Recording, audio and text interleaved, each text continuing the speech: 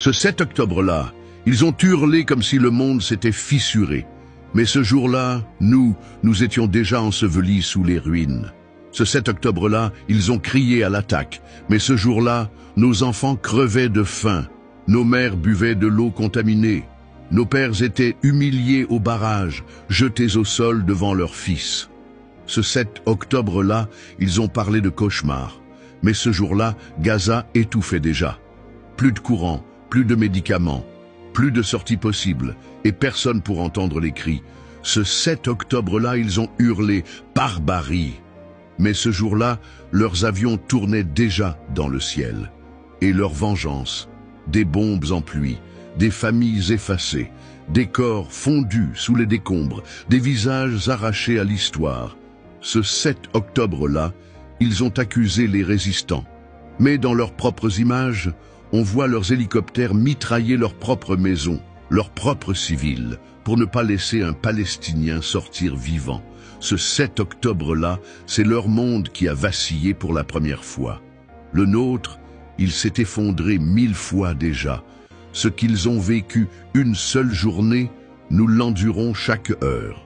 Et ce qu'ils appellent leur pire cauchemar n'est qu'une pâle copie de notre quotidien. Ce 7 octobre-là, ce n'était pas une rupture. C'était le réel qui a surgi, sans montage, sans commentaire, sans filtre. Parce que chaque jour du calendrier, depuis 1948, est un 7 octobre pour les Palestiniens. Depuis Deir Yassin, depuis Al-Tantoura, depuis les ruines de l'Ifta, depuis que l'Empire britannique a offert notre pays aux colons venus d'ailleurs.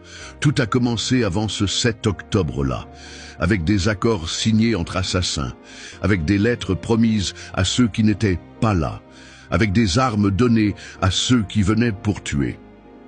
Ce 7 octobre-là, ce n'était pas une attaque, c'était la réponse d'un peuple écrasé. Ce n'était pas un dérapage, c'était la déchirure d'un silence trop long. Et depuis ce jour-là, ils bombardent plus fort, ils affament plus vite, ils enterrent vivants, ils effacent les noms, ils percent les ventres, ils effondrent les tours, ils tirent dans les colonnes de familles en fuite, écrasées en plein exode. Ils ciblent les journalistes, ils rasent les écoles, ils interdisent même les larmes. Et pendant qu'ils comptent les missiles, nous comptons les corps d'enfants mutilés. Alors ne nous parlez plus de ce 7 octobre-là, comme si tout avait commencé là. Ce n'était qu'un jour parmi tant d'autres. Un rappel, une fracture dans votre confort.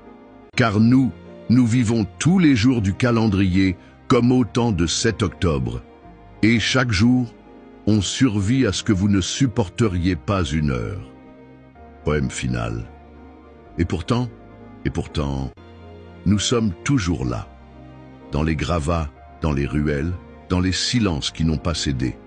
Nous sommes les ombres qui refusent de disparaître, les noms qu'aucune bombe n'efface, les visages que le ciel reconnaît même quand la terre les trahit. Nous sommes les mères aux bras vides et les enfants sans jambes, sans bras, sans visage. Nous sommes les bébés éventrés par le souffle, les petits corps démembrés qu'on cache sous les couvertures, les visages brûlés qu'on n'ose pas montrer. Et pourtant, nous respirons encore. Chaque jour, ils nous enterrent. Chaque jour, nous repoussons la terre. Chaque jour, ils jurent que c'est fini. Chaque jour, nous recommençons à vivre. Ils ont les avions, les tanks, les satellites. Nous avons les souvenirs, la certitude et cette lumière étrange qui pousse dans les ruines. On nous a tout pris, mais pas la mémoire, pas le nom, pas la dignité. On marche sans peau, sans voix, mais c'est vers Dieu qu'on avance.